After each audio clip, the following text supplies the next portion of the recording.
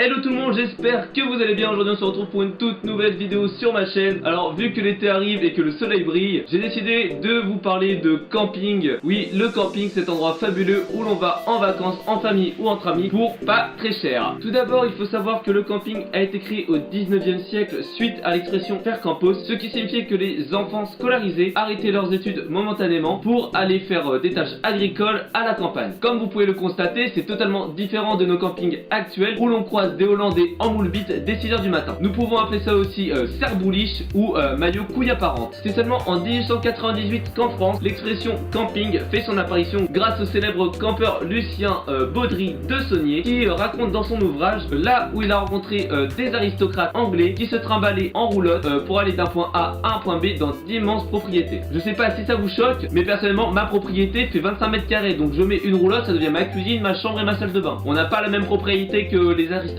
anglais. C'est en 1903 que la première association de camping voit le jour grâce au quotidien sportif Lotto. Ce n'est qu'après la première guerre mondiale, donc 1914 à 1918. Je rappelle les dates pour les ignorants ou pour les personnes de moins de 10 ans susceptibles de regarder cette vidéo. Donc ce n'est qu'après la première guerre mondiale que le camping se sépare en deux systèmes distincts. Tout d'abord, il y a le Touring Club France, à ne pas confondre avec le Tuning Club France, ce qui n'est pas pareil.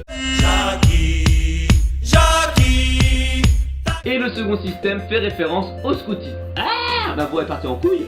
Et le second système fait référence au scoutisme. Tout d'abord, il faut savoir que le scoutisme voit son aspect religieux sous différentes formes. Tout d'abord, il y a la formation du caractère avec le fameux « Salut les scouts !» Ensuite, il y a la santé et le développement physique. Mais lorsqu'on voit le travail, on se doute que le développement physique n'est pas un avantage chez eux et que ça devrait être mis en évidence et mis en avant. Parce que quand on a un physique de canne à pêche, on évite de revendiquer du développement physique. Après, il y a beaucoup d'autres choses qui concernent le scoutisme, mais j'ai eu la flemme de le faire et sinon la vidéo serait beaucoup trop longue, donc je vous invite à aller voir sur internet car Google est votre ami. Pour revenir au camping, c'est en 1936 grâce au congé payé que le camping se développe et voit apparaître le camping en famille. Et oui, jusque là le camping en famille n'existait pas, c'est seulement en 1936 que se crée ce mouvement. Pour finir, c'est dans les années 70 à 90, donc une période assez large, que voient apparaître les terrains de camping avec leurs propres règlements afin de faire tomber les barrières sociales. Mais avant tout, voyons ce qu'est un camping. Nous avons vu précédemment l'historique du camping. Nous allons donc...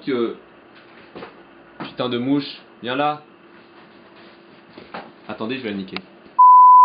Tout d'abord, il faut savoir que le camping, c'est un lieu chaleureux, sympathique, où tu plantes ta tente. Sois pas con, plante pas ta tente, tu guettes, à part si elle a couché avec ton mec ou qu'elle a enculé ton chien, au choix. Donc c'est un endroit où tu plantes ta tente, où tu te reposes dans un lieu chaleureux et convivial, et tu passes de bonnes vacances dans un lieu plein de verdure. Et bah non. Et oui, je pense qu'il y a certains d'entre vous qui ont déjà fait du camping et qui savent très bien ce qu'est un camping, et ce n'est pas du tout ce que je viens de vous dire. Un camping, c'est tout d'abord un endroit où tu arrives, tu plantes ta tente, du moins tu essaies de planter ta tente, à part si tu utilises la fameuse technique Quechua, hein. Le lancer de tente, on connaît tout ça, hein. On a toujours un pote qui lance sa tente, bim, c'est installé. Toi t'es en train de galérer avec tes piquets. Puis il y a également la piscine du camping. Tu vois la piscine, tu te dis j'ai planté ma tente, j'ai galéré mais j'ai réussi, je vais aller me reposer au bord de la piscine. Et bah non, tu vas te faire enculer parce que toutes les places sont prises, du coup tu finis le cul à terre sur ta serviette. Et pour peu qu'il y ait une famille à côté de toi avec des enfants de bas âge qui courent le galère, tu n'auras pas la place la plus sympathique du monde. Convivial certes, mais pas sympathique, hein, parce que voir des gosses le galère en train de courir à côté de toi, c'est pas mon concept de éclate. Après cette journée dure en rebondissement, tu comptes te reposer tranquillement dans ta tente, ou du moins à côté après avoir pris un petit apéro à 6 ou 7 heures du soir ou du matin, ça dépend des gens. Tu seras dérangé par les fameux animateurs dont je fais partie, qui te crieront dans les oreilles: et ce soir, grosse soirée camping, loto, karaoké, venez nombreux, petits et grands, vous êtes les bienvenus, allez allez. Non, tu fermes ta gueule, on ne veut pas aller à ta soirée. Donc voilà, cette vidéo est maintenant terminée. Si t'as kiffé cette vidéo comme j'ai kiffé la faire,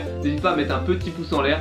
Si t'as pas aimé, bah va te faire enculer et change de vidéo. Ensuite, n'hésite pas à t'abonner à ma chaîne YouTube, ça me fait super plaisir. Aujourd'hui vous êtes plus de 100 abonnés, donc merci à vous. Pour fêter ça, je vais rajouter une vidéo dans la semaine. Donc on va passer de une vidéo par semaine à 2 vidéos par semaine. Je sais pas encore les jours parce que je vous avoue que c'est compliqué. Ça peut être 2 jours de suite comme ça peut être hyper espacé, mais vous aurez 2 vidéos par semaine. Donc peut-être pas forcément du podcast, mais vous aurez 2 vidéos, c'est sûr à 100%. Et sur ce, je vous dis ciao.